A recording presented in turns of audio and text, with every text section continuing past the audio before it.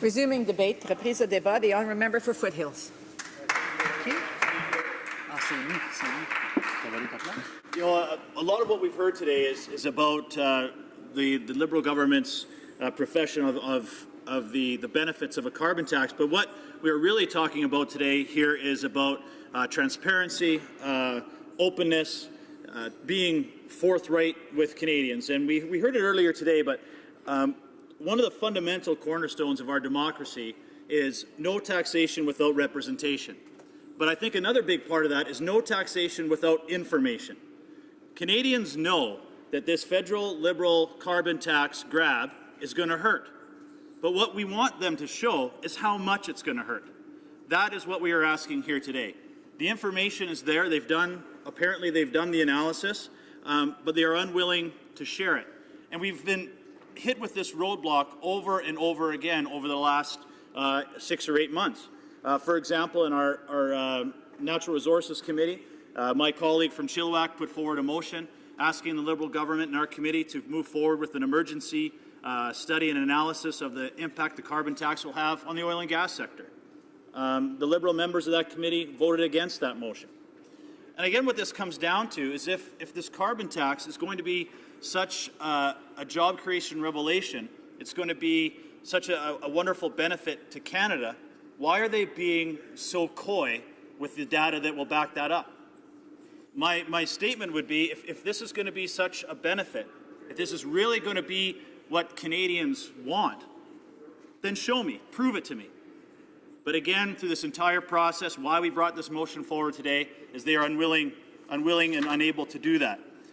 I wanted to just give a little bit of a story of something that really surprised me, and I think the issue that the Canadians are really starting to see now is they're now having to start to pay this carbon tax.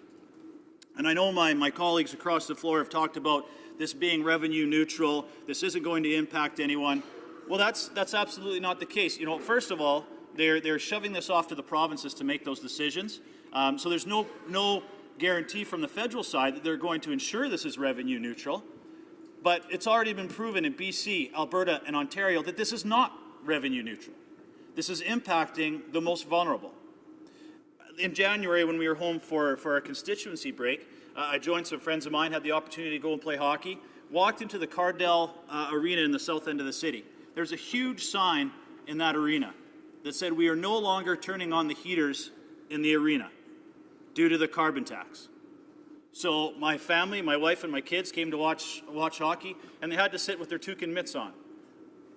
You know, it's not the worst experience of their life, but it just goes to show that the impact that this trickling down is going to have. And we heard from another Liberal colleague during his speech today that, you know, although that rec centres in Ontario are having a very difficult time making ends meet, well, we've given you this family child benefit. Sure you have, but now that's going to be eaten up by a carbon tax because you've taken away the child's fitness tax credit, you've taken away the tax credit for dance class and arts. So any other money that they possibly may have is now going to go to higher registration, higher utility fees at these arenas, higher program costs, because they're going to be passing on those costs onto the user, onto Canadians. So to say this is revenue neutral in any way, shape, or form is just not the case. This is going to impact Canadians in every aspects of their lives. And let's get back to what we were talking about here today. And we know the Liberal government has conducted some of this analysis. And the two that my colleague from Carleton had asked for, these two Finance Canada documents, and they are entitled Impact of the Carbon Price on Households' Consumption Costs Across Income Distribution, and Estimating Economic Impacts from Various Mitigation Options for Greenhouse Gas Emissions. And these were released under the Access of Information Act. But key information in those tables was redacted, blacked out. And I find that to be incredibly unfair to Canadians. Again, if they are so proud of this carbon tax that they are putting through, and you know, we'll call it a price on pollution, we'll call it mechanisms, we'll call it a price on carbon, but it is a tax. This is a carbon tax, this is a tax grab for the federal government, and I wish they would be very clear on it, but they won't be clear on what they're calling it, and they won't be clear on the impacts that it's going to have on Canadians. If they were proud or confident that this was not going to have a detrimental impact on Canadians, especially rural Canadians, low-income Canadians, they would release the information in those data tables, but they will not do it, despite the fact that this breaks it down to every quintile and the impact it will have on every Canadian, from the very poor, middle class, wealthy, very wealthy.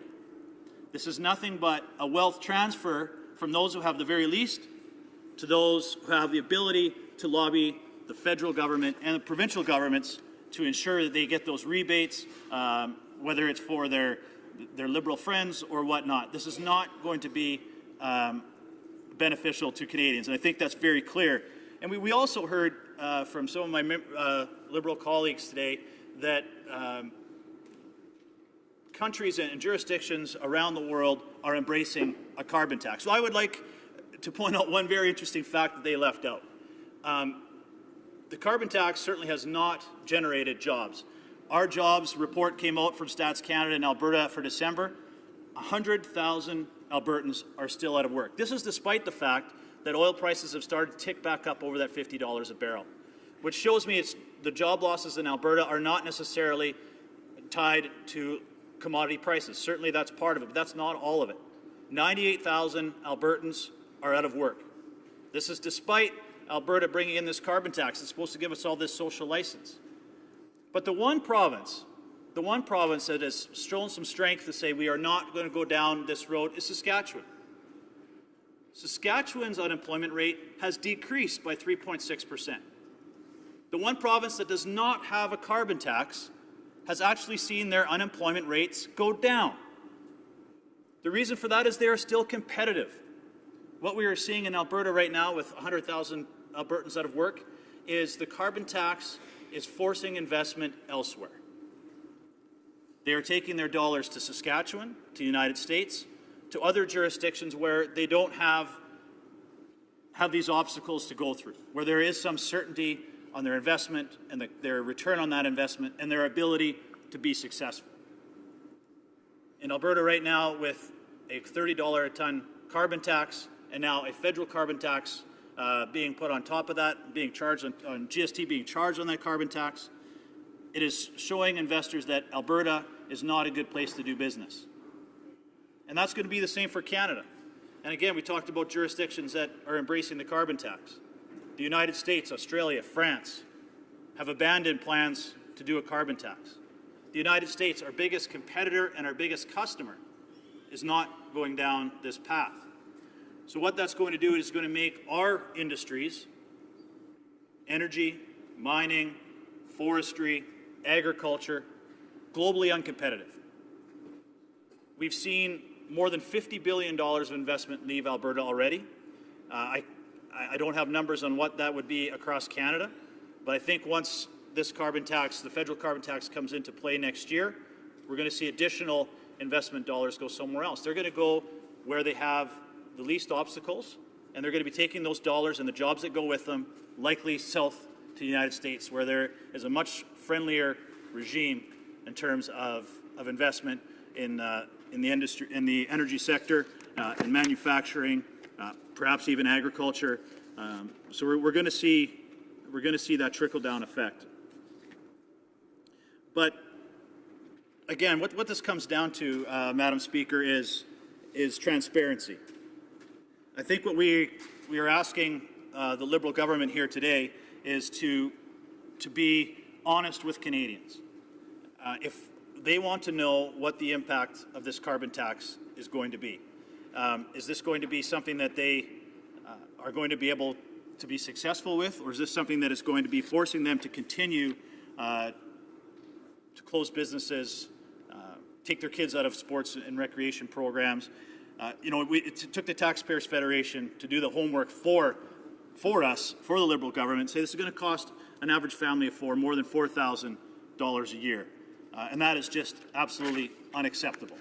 And I just want to finish with this, Madam Speaker. And again, it comes down to no taxation without representation, but also no taxation without information. This is going to hurt. We want to know how much it's going to